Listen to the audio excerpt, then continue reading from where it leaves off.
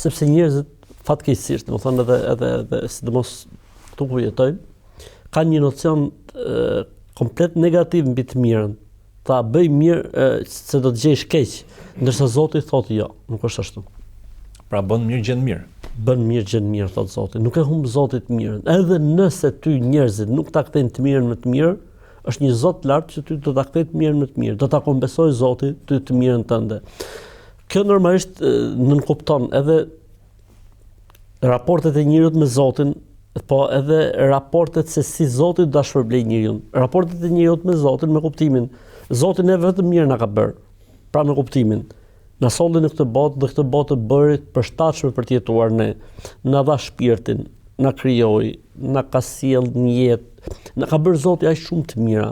Tani pyetja është, ne si njerëz, ne si krijesa përballë kësaj bamirësie pafund Zotit, si do të pozicionohemi?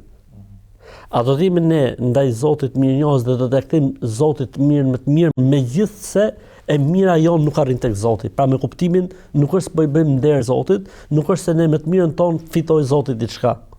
Po faktikisht është një mirë që do të na kthehet prapë neve. Pra gjithmonë njeriu është në favor dhe gjithmonë njeriu është në fitim.